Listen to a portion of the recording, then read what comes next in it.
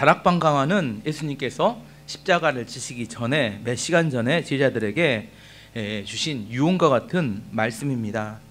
갑작스럽게 예수님께서 죽음으로 인해서 제자들이 방황하지 않도록 예수님께서 가르치신 것이기도 하고, 제자들만 남았을 때 어떻게 살아야 할 것인가에 대해서 가르쳐 주시는 말씀이기도 합니다. 오늘은 네 번째 시간으로 유명한 포도나무의 비유에 대한 이야기입니다. 예수님께서는 가끔 말씀을 전하실 때 비유를 자주 사용하셔서 가르쳐 주셨습니다. 왜냐하면 영적인 이야기를 그대로 하면 못 알아먹으니까. 우리가 일상적으로 삶에서 일어난 이야기를 통해서 영적인 비밀을 알려주시는 겁니다. 포도나무 비유는 이런 겁니다. 1절 보면 나는 참 포도나무요 내 아버지는 농부라. 5절 말씀 보면 나는 포도나무요 너희는 가지라. 정리해보면 이런 겁니다. 하나님은 농부시고 예수님은 포도나무시고 우리는 포도나무에 붙어있는 가지입니다. 일반적으로 나무를 보면 나무와 가지가 잘 구분이 되지 않아요. 근데 포도나무는 나무와 가지가 분명히 다릅니다. 겨울이 되면 나무만 남아요. 한번 먼저 봐보면 그림 1 한번 봐보면 저게 나무입니다. 저게 포도나무예요. 포도나무는 겨울이 되면 가지가 싹 사라져요. 나무만 남습니다. 그 다음 그림 보면 이제 이렇게 올라가는 거 있잖아요. 2번 3번 보면 가지가 나무만 있다고 봄이 되면 저게 새로 자라요. 1년생 가지만 자랍니다. 잎사귀에 있습니다. 그 다음 그림 보면 저게 가지가 쭉 퍼지면서 열매를 맺어요. 근데 겨울이 되면 다시 어떻게 돼요? 나무만 딱 남습니다. 그래서 일반적으로 나무는 겨울이 돼도 나무와 가지가 함께 남는데 포도나무는 그렇지 않아요. 나무 따로 가지 따로 합니다. 다 1년생 가지에서 열매를 맺습니다. 그래서 이 비유를 보면 하나님은 농부시고 예수님은 포도나무시고, 근데 포도나무에서 절대로 열매가 맺지 않습니다. 포도나무는 변하지 않아요. 근데 해년마다 가지가 나는데 가지 1년생에서만 열매가 맺힙니다. 그래서 이게 분명히 역할도 다르고 존재도 다릅니다. 이 역할이 뭐냐면, 농부의 역할은 뭐냐면 농부는 가지치기를 합니다. 포도나무의 역할은 뭘까요? 그러면 영양분을 공급하는 겁니다. 영양분. 그러면 포도나무 가지의 역할은 뭘까요? 가지. 열매를 맺는 겁니다. 자라는 건 중요하잖아요. 열매를 맺는 겁니다. 이게 분명히 다릅니다. 농부는 가지를 쳐줘요. 나무는 영양분을 공급합니다. 이게 절대 그 역할이 바뀌지 않아요. 가지는 열매를 맺는 겁니다. 정읍에 가보면 그 포도나무가 6그루가 있습니다. 저희가 최문호 목사님하고 몇 년 동안 키워봤습니다. 근데 포도나무의 특징이 몇 가지가 있어요. 첫 번째 포도나무의 특징은 볼품이 없어요. 이상합니다. 포도나무는 어려서부터 자랄 때부터 이게 막 비틀려져서, 보통 나무는 위로 자라잖아요. 근데 그렇지 않고 얘들이 막 몸을 비틀어요. 이상합니다. 그 다음에 또 옹이 같은 게 많아요. 막 못생깁니다. 다시 일본 그림 봐보면 다시 포도나무 겨울 봐보시면 저게 실제로 자세히 가보면 이게 막 몸이 비틀어져 있어요. 반드시 자라지 않습니다. 됐습니다. 실제로 키워보면 아는데 이게 무슨 의미냐면 포도나무는 목재로 쓸 수가 없어요. 집을 짓는 목재로 쓸 수가 없습니다. 왜냐하면 이게 막 삐뚤어져 있기 때문입니다. 일반적으로 또 이렇게 불 때는 데 사용해야 되는데 불 때는 데도 사용을 못하는 이유는 뭐냐면 가지가 1년 지나면 싹 없어져 버려요. 이 나무가 쭉 커야 그걸 잘라서 불 때는 데로 불 때는 데로 사용할 수 없습니다. 또한 못생겨서 장식용으로 사용하지 않는데 요즘은 또 장식용으로 포도나무를 많이 사용해서 수요가 많다고 합니다. 원래는 포도나무는 장식용으로도 안 됩니다. 포도나무의 목적은 농부가 키우는 목적은 딱 하나밖에 없어요. 뭘까요? 열매밖에 없어요. 포도나무는 쓸 데가 전혀 없어요. 만약 그런데 포도나무가 열매를 못 맺으면 어떻게 될까요? 맞습니다. 찍어가지고 갖다 불태워서 없애는 것밖에 없습니다. 그걸 존재하기가 실제로 그걸 키울 만한 목적이 없어집니다. 영적으로도 동일한 의미가 있습니다. 하나님께서 우리를 포도나무 가지라고 이야기하시고 우리에게 기대하시는 게 뭘까요? 우리가 포도나무 가지라면 뭘 기대하실까요? 열매입니다. 오늘 8절이 그걸 이야기합니다. 너희가 열매를 많이 맺으면 내 아버지께서 영광을 받으실 것이요 너희는 내 제자가 되리라. 우리가 열매를 많이 맺어야 하나님께서 영광을 받으신다고 이야기합니다. 예를 들면 이런 겁니다. 부부가 결혼해서 아이를 낳았어요. 아이를 잘 먹여서 잘 키웠습니다. 육체적으로 학교 보내서 공부도 시켰어요. 친구도 잘 사귀었습니다. 그 다음에 영적으로 하나님도 알고 예배도 잘 드렸어요. 이렇게 정성을 들여서 아이를 키우는 목적이 뭘까요? 부모가 기대하는 게 뭐예요? 좋은 열매 맺는 인생이 되도록 하는 거 아닙니까? 근데 아이가 이런 이야기를 합니다.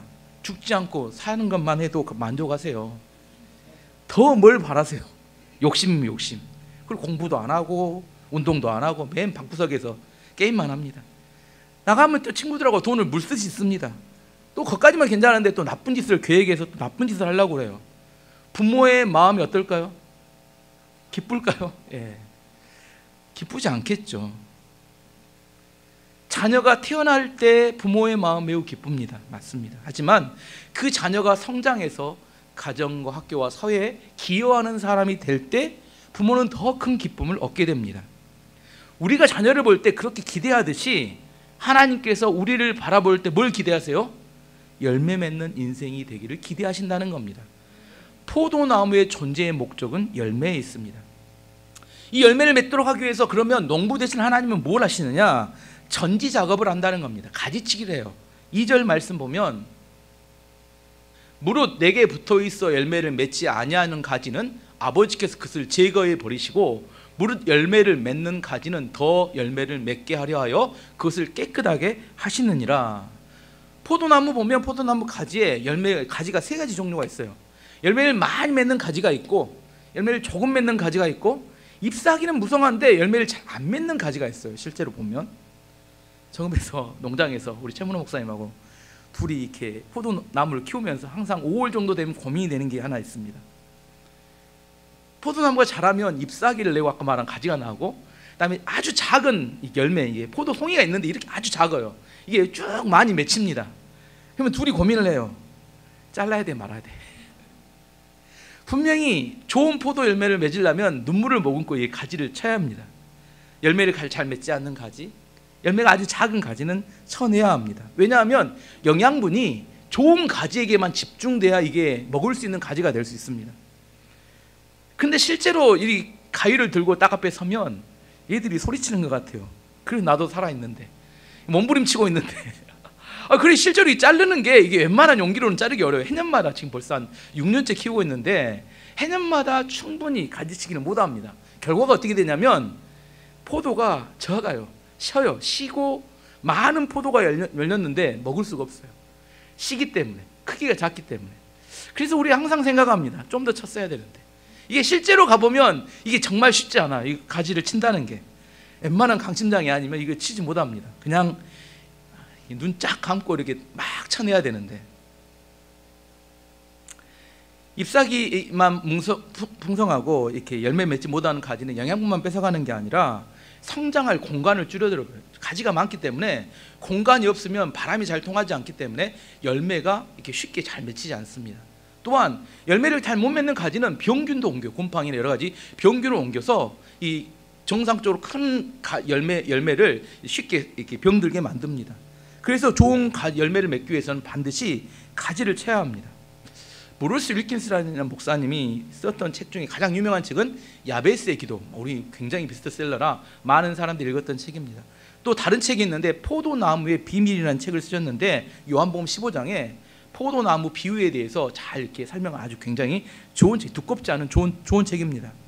근데 그분이 그 책에서 2절에 나오는 제거해 버리시고라고 하는 전지 작업에 대해서 헬라어 원어가 아이로라는 말인데 이 아이로란 말은 들어 올리다라는 뜻이라는 겁니다. 아까 보셨지만 포도나무는 가지를 원래 1m에서 2m로 쭉 길게 들어 올려야 열매를 잘 맺습니다. 들어 올리다. 그래야 병도 들지 않고 열매도 잘 맺게 됩니다. 하나님께서 우리를 들어 올리시는데 이 들어 올린다는 것을 그분은 2가지로 해석을 하셨습니다. 첫 번째는 징계하다. 두 번째는 가지치기 하다. 이런 의미입니다. 징계라는 걸 제거한다는 것이 징계라는 건 어떤 의미냐면 좋은 열매를 맺게 하기 위해서 우리의 죄와 우리의 잘못을 제거하는 걸 말합니다. 우리에게 있는 죄와 우리에게 있는 잘못들이 우리로 하여금 열매 맺는데 방해가 돼요. 그래서 그것을 제거하는데 우리가 어떻게 해야 되냐면 그 제거하실 때 하나님께 회개하며 나아가야 합니다. 이 하나님의 징계에 대해서 가장 잘 설명하는 구약 성경이 사사기입니다. 사사기를 보면 이스라엘 백성들이 하나님 앞에 우상을 숭배하고 죄를 지어요. 하나님께서 이웃 나라들을 들어서 징계하십니다. 징계하고 힘들어요. 그러면 어떻게 하냐면 이스라엘 백성들이 또 하나님께 나가서 하나님 살려달라고 회개하고 돌이킵니다. 두 번째 단계 회개하고 돌이켜요. 그러면 하나님께서 그 회개의 기도를 들으시고 사사를 세우셔서 그들을 구원해 주십니다. 구원해 주시면 다시 행복하고 평안한 시기가 와요. 평안하고 행복한 시기가 오면 끝이 아니라 또 어떻게 돌아가요? 또 우상 숭배하고 죄를 지어요. 그러면 또 어떻게 해요? 또 하나님께 징계하시고, 그러면 그들이 또 회개하고, 회개하다가 또 뭐예요? 하나님 사사를 통해 구원해 주시고, 그러면 하나님 그 평안한 삶을 살아요. 이게 죄 짓고 회개하고 구원해 주시고 다시 회복하고, 이게 계속 300년을 사사 300년 사사 시기에 300년을 이게 반복합니다. 이게 하나님의 징계의 목적입니다. 하나님이 왜 징계하세요? 좋은 열매를 맺는 가지가 되게 하기 위해서, 우리로 회개하도록 하기 위해서 징계하십니다. 뭐 어떤 사람을 징계하시느냐? 성경에 뭐라고 하냐면 하나님께서는 사랑하는 아들을 징계하신다, 그렇게 이야기합니다. 히브리서 12장 5절에서 8절까지 읽어보면, 또 아들들에게 권하는 것 같이 너희에게 권면하신 말씀도 잊었도다. 일렀을 때 내 아들아, 주의 징계하심을 경히 여기지 말며 그에게 꾸지람을 받을 때 낙심하지 말라. 주께서 그 사랑하시는 자를 징계하시고 그가 받아들이시는 아들마다 책찍질하심이라 하였으니, 너희가 참음은 징계를 받기 위함이라. 하나님이 아들과 같이 너희를 대우하시나니 어찌 아버지가 징계하지 않는 아들이 있으리요. 징계는 다 받는 것이거늘 너희에게 징계가 없으면 사생자요 친아들이 아니니라. 하나님의 마음입니다. 하나님께서 왜 징계하시느냐? 사랑하는 아들이기 때문에 징계합니다. 여러분도 그렇죠? 옆집 아들이 잘못해도 그냥 냅둡니다. 근데 우리 집 아들이 잘못하면 어떻게 해요? 가만히 안 놔두죠. 왜 그래요? 내 아들이니까 그런 거 아닌가요? 남의 집 아들 같으면 잘하든 못하든 뭐 알아서 하시겠지, 이렇게 하지만 하나님도 동일하다는 겁니다. 하나님이 왜 징계하시느냐? 징계하는 목적은 사랑하기 때문입니다. 만약 여러분에게 징계가 없다면 뭐예요? 사생아, 친아들이 아닙니다. 옆에 한번 혹시 사생하세요? 한번 물어보. 사생아는 징계하지 않습니다. 아들이기 때문에, 사랑하기 때문에 열매를 잘 맺도록 하기 위해서 징계하시는 겁니다. 두 번째는 가지치기가 있는데, 가지치기의 목적은 징계와 다릅니다. 징계는 잘못과 죄를 돌이키기 위한 것이라면, 가지치기는 성실하게 잘 하고 있을 때 자아를 훈련시켜서 더 좋은 열매를 맺도록 하기 위해서입니다. 징계의 목적이 회개라면, 가지치기의 목적은 순종과 헌신에 있습니다. 사도 바울은 하나님의 말씀에 충성했고 헌신했음에도 불구하고 그의 몸에 육체의 질병이 있었습니다. 그는 정말 하나님 앞에 질병을 고쳐달라고 간절히 기도했음에도 불구하고 하나님께서 고쳐주지 않으셨어요. 사도 바울은 그 고쳐주지 않은 하나님에 대해서 이렇게 고백합니다. 고린도후서 10장 10절 말씀에, 그러므로 내가 그리스도를 위하여 약한 것과 능욕과 궁핍과 박해와 공고를 기뻐하노니 이는 내가 약한 그때 강함이라. 사도 바울은 이야기합니다. 내가 어려움을 당하고 연약해졌을 때 오히려 더 강해졌다. 왜냐하면 그때 내가 하나님을 의지하기 때문이다, 이렇게 이야기합니다. 사람이 좋은 일만 있으면 좋겠지만 좋은 일과 잘된 일이 반복되면 교만해져서 하나님을 의지하지 않게 됩니다. 내 힘을 믿게 돼요. 그래서 하나님께서 우리 가운데 연약함과 힘든 어려움을 주세요. 그래서 그걸 통하여 하나님을 의지하는 걸 통하여 더 강해지게 만드는 겁니다.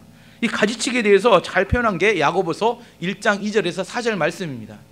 내 형제들아, 너희가 여러 가지 시험을 당하거든 온전히 기쁘게 여기라.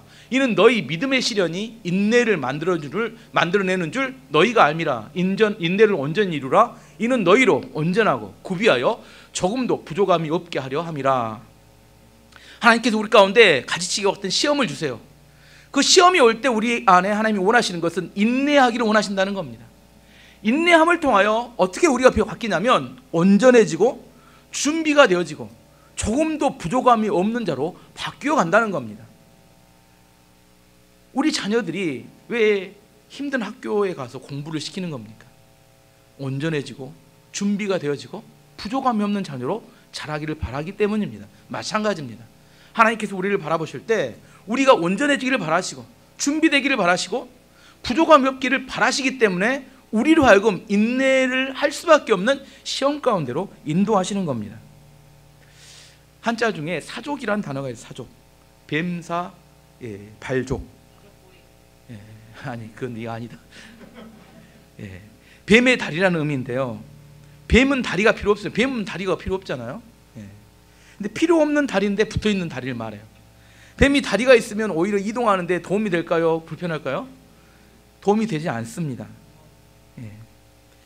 그래서 하나님께서 우리의 삶에 불필요한데 욕심 때문에 붙여놓는 거 있어요.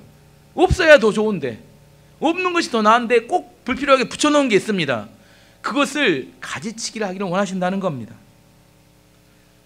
옆에 사람한테 한번 물어볼까요? 하나님이 혹시 가지치기 하고 계신가요?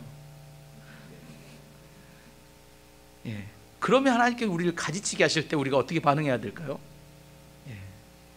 가지침을 받아들여야 합니다. 하나님이 가지를 치려고 딱 가위를 드셨는데 하나님 저는 안 됩니다. 이렇게 하면 변하지 않아요. 하나님이 가지치기를 원하실 때 사족과 같이 불필요한 것들이 붙어서 우리의 삶을 열매 맺지 못하게 할 때, 그때 우리가 하나님 앞에 가지치도록 우리 자신을 내맡겨야 합니다. 그래야 더 열매 맺는 인생이 될 수 있다고 성경은 이야기하는 겁니다. 농부 대신 하나님께서 우리 가운데 하시는 것은 가지치기입니다. 그러면 예수님께서는, 포도나무 대신 예수님께서는 우리 가운데 뭐라고 이야기하시냐면 나의 안에 거하라, 그렇게 이야기해요. 예수님은 우리를 가지치기 하지 않으세요. 가지치기는 하나님이 하십니다. 예수님은 나의 안에 거하라는 겁니다. 왜 나의 안에 거하라면 예수님께서 나무가 되시기 때문에 영양분을 뿌리에서 쭉 끌어올려서 내가 너희에게 영양분을 공급하기를 원한다는 거예요. 그래서 뭐예요? 영양분 공급받으려면 예수님께 철저히 붙어 있어야 된다 하는 그런 의미입니다. 4절 말씀 보시면 내 안에 거하라 나도 너희 안에 거하리라. 가지가 포도나무에 붙어 있지 아니하면 스스로 열매를 맺을 수 없음 같이 너희도 내 안에 있지 아니하면 그러하리라. 예수님께서 우리에게 포도나무 본인에게 꼭 붙어 있어야 된다 이렇게 말씀하십니다. 이건 부탁이 아닙니다. 이건 권면도 아니에요. 이건 명령입니다. 선택의 문제가 아닙니다. 예수님께 붙어있지 않은 채로 교회를 다니는 사람들을 종교인이라고 합니다. 불교, 천주교, 원불교, 남녀호랑개교 다양한 종교 중에 내가 기독교를 선택해서 다니고 교회 여러 가지 행사에 참여하고 좋은 사람들 만나고 뭐 장례나 결혼식에 상부상조하며 다니는 것이 즐겁고 재밌고 도움이 된다. 이건 예수님과 전혀 관련이 없는 종교인의 삶일 뿐입니다. 절에 다녀서 탑을 돌며 기도한 사람이 새벽에 정한수를 떠놓고 기도하던 사람이 그냥 교회에 와서 기도하는 것뿐입니다. 대상과 모양이 바뀌었지만 정말 하나님을 신뢰하고 의지하는 게 아니라 그냥 종교적인 행위를 할 뿐입니다. 누구와는 관련이 없어요? 예수님과는 관련이 없습니다. 그건 예수를 믿는 신앙인이 아니라 종교인일 뿐입니다. 예수님께서 이야기하시는 겁니다. 종교인으로 머물지 말고 예수님께 붙어 있어야 된다. 이게 우리가 붙어 있어야 열매 맺는 가지가 될 수 있다고 말씀하시는 겁니다. 5절에 한 번 더 이야기하십니다. 나는 포도나무요 너희는 가지라. 그가 내 안에 내가 그 안에 거하면 사람이 열매를 많이 맺나니 나를 떠나서는 너희가 아무것도 할 수 없음이라. 예수님께 거하지 않으면 열매를 못 맺는 것뿐 아니라 아무것도 아니라는 겁니다. 영어로 nothing. 아무것도 아닙니다. 뭐가 something인 것 같은데 아무것도 아니에요. nothing이에요. nothing. 예수님에 떨어져 있으면 뭔가 하는 행위나 우리 어떤 종교 행위나 어떤 모양이 나는 것 같지만 아무것도 아닙니다. 한자 중에 오늘 하나 더 이야기해 호가호이라는 사자성어가 있어요. 여우호, 거짓가, 호랑이호, 이렇게 위세위.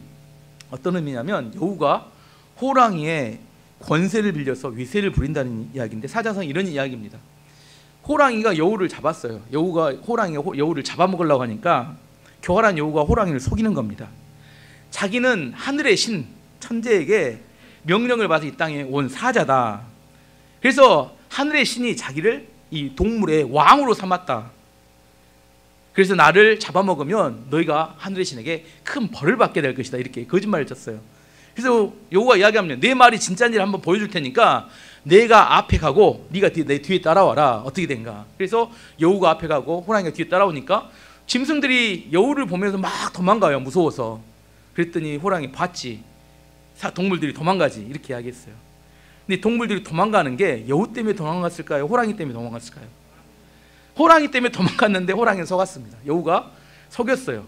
이게 호가 호이라는 사자성어인데 우리도 마찬가지라는 겁니다. 포도나무 가지가 열매를 맺는 게 포도나무에서 온 영양분 때문입니까? 포도나무가 잘해서입니까? 뭐 때문에 열매를 맺어요? 영양분을 주는 포도나무 때문에 열매를 맺는 겁니다. 포도나무 가지는 포도나무를 떠나면 뭐가 돼요? nothing. 아무런 의미가 없는 존재가 될 뿐입니다. 6절에서 한 번 더 이야기합니다. 이 말씀에 대해서 사람이 내 안에 거하지 아니하면 가지처럼 밖에 버려져 마르나니 사람이 그것을 놓아다가 불에 던져 사르리니라. 포도나무 가지가 자유롭길 원해요. 예수님을 떠나면 어떻게 되느냐? 내가 원하는 대로 살 것 같지만 말라 비틀어져 죽고 나중에 불에 던져 살라질 것이다. 성경은 그렇게 이야기합니다. 좀 더 자세히 이걸 해석해서 적용을 해보면 우리 인생을 살아가면서 싸우는 싸움이 있어요. 무엇이 되는 싸움이 있고 누군가에게 붙는 싸움이 있습니다. 세상은 우리에게 뭐라고 하냐면 너 자신을 잘 개발하여서 좋은 나무가 돼야 된다 이렇게 가르쳐요. 세상에서는. 근데 성경은 뭐라고 하냐면 누구에게 붙어 있는지에 따라서 인생이 달라질 너 자신을 개발하는 게 아니라 누구에게 붙는 게 중요하다 이렇게 이야기합니다. 저도 젊었을 때는 뭐라고 생각했냐면 내 자신을 잘 개발하면 좋은 열매를 맺을 수 있다 이렇게 생각했어요. 점점 시간이 지나면서 깨닫는 것은 뭐가 되는 싸움이 아니라 어디에 붙어 있느냐 이게 중요하더라. 좋은 인생을 살고 싶으면 어떻게 하면 돼요? 좋은 사람과 사귀면 됩니다. 그러면 그 좋은 사람처럼 내가 바뀌는 겁니다.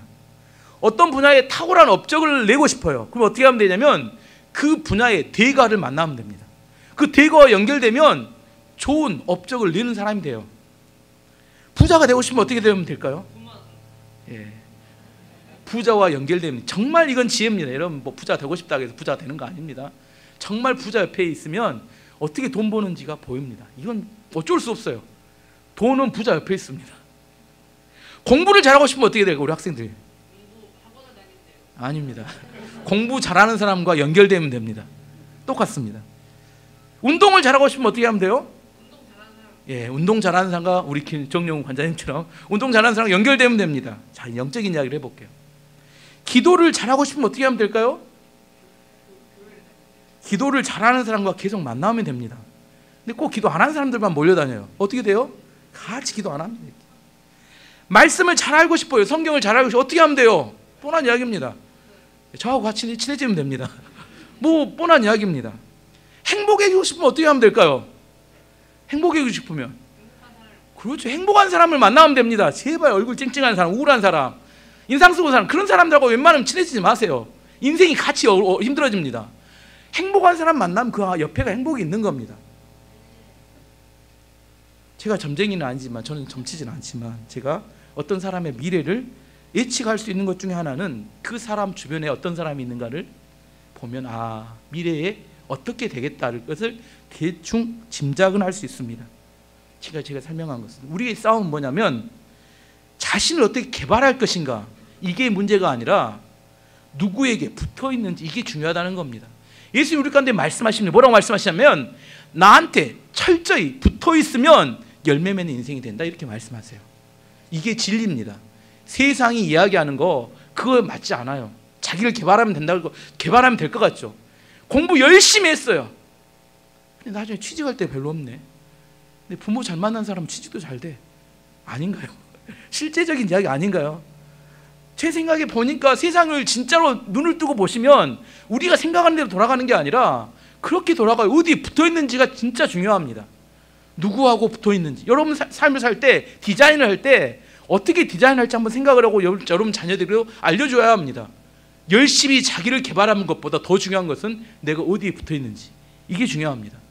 여러분이 붙어 있는 축복이 있으면 그 붙어 있는 사람 때문에 여러분에게 있는 온갖 축복이 여러분에게 흘러오기 때문입니다. 그러면 자연스럽게 자기 인생이 바뀌어요.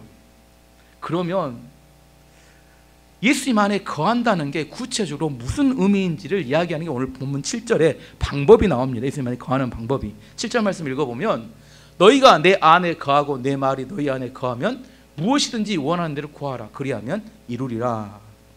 이 말씀에 두 가지가 나옵니다. 내 말에 거하라. 내 말이 너희 안에 거해야 되고, 두 번째는 그걸 붙들고 간절히 기도하면 이루어질 것이다. 예수님에 거한다는 것은 두 가지인데 말씀과 기도를 말합니다. 여기서 중요한 것은 순서가 중요합니다. 기도와 말씀이 아니라 뭐예요? 말씀과 기도예요. 다시 한번 7절을 읽어보면, 7절 말씀 다시 한번. 너희가 내 안에 가고 내 말이 너희 안에 거하면, 먼저가 말씀이면, 내 말씀이 너희 안에 거하면 무엇인지 원하는 대로 구하라. 그리하면 이루리라. 기도로 유명한 목사님은 조지 뮬러 목사님입니다. 조지 뮬러 목사님은 영국에서 고아의 아버지였고 5만 번 기도 응답받은 걸로 유명한 목사님입니다. 근데 이 목사님이 이런 고백을 해요. 자신이 예수님 믿고 난 다음에 10년 동안 이 기도를 가지고 고민했다는 겁니다. 기도 생활하는데 늘 헤매고 방황했다는 겁니다. 기도만 하려고 하면 마음이 이렇게 산란해지고 집중도 안 되고 뭘 기도해야 될지 모를 때가 많았다는 겁니다. 이렇게 유명한 목사님도 기도를 가지고 10년 동안 방황했다는 거예요. 그런데 어느 날 말씀을 깨달은, 오늘 보았던 요한복음 15장 7절 말씀을 통해서 기도하는 방법을 하나 깨달았는 게 뭐예요? 말씀을 읽고 난 다음에 그 말씀을 근거로 해서 기도하는 방법을 시작했다는 거예요. 그랬더니 그렇게 기도하니까 방황하지 않고 헤매지도 않았다는 겁니다. 이것을 말씀으로 기도하기라고 합니다. 많은 믿음의 선배들이 이렇게 기도했습니다. 제가 오늘 하나만 시편 23편 말씀을 예로 한번 들어보겠습니다. 시편 23편 1절 시편 23편, 이건 1편 1절 말씀인데요. 시편 23편 1절 말씀. 제가 읽겠습니다. 여호와는 나의 목자시니 내게 부족함이 없으리로다. 무슨 말이에요? 여호와는 이렇게 기도하는 겁니다. 이 말씀을 놓고, 하나님 나의 목자가 되어주시니 감사합니다. 주님이 나의 목자가 되셔서 나의 부족함을 채워주소서.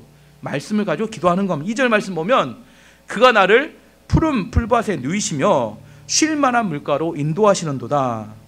주님 나를 푸른 풀밭과 쉴 만한 물가로 인도하셔서 굶주리거나 목마르지 않게 해주십시오. 이렇게 기도하는 겁니다. 3절에 내 영혼을 소생시키시고 자기 이름을 위하여 의의 길로 인도하시는도다. 주님께서 내 지친 영혼에 새 힘을 주셔서 소성하게 해주시고 주님의 영광을 위하여 의로운 길을 선택하게 해주세요. 이렇게 기도하는 겁니다. 4절 보면, 내가 사망의 음침한 골짜기로 다닐지라도 해를 두려워하지 않을 것은 주께서 나와 함께 하심이라. 주의 지팡이와 막대기가 나를 안위하시나이다.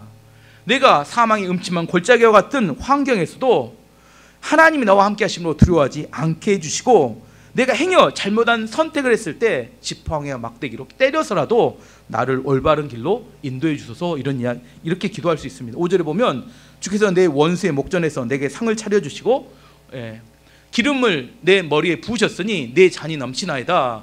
주님, 나를 힘들게 하는 원수 같은 자들 앞에서 나를 축복하셔서 내 자존심을 세워주시고 내 머리에 기름을 부으셔서 풍성한 삶을 살게 해주세요. 6절에 내 평생의 선하심과 인자하심 나를 따르리니 내가 여호와의 집에 영원히 거하리로다. 내 평생 하나님의 선하심과 하나님이 길이 참으시는 사랑이 내게 머물게 하셔서 그것 때문에 내가 하나님을 예배하고 찬양하며 평생 살게 해주세요. 이렇게 기도하는 게 말씀으로 기도하기입니다. 그냥 아무렇게나 기도하지 마시고, 잘 기도하기 힘드시면 말씀 한 구절을 읽고 그걸 따라서 기도로 바꾸어서 기도하는 것을 해보셨으면 합니다.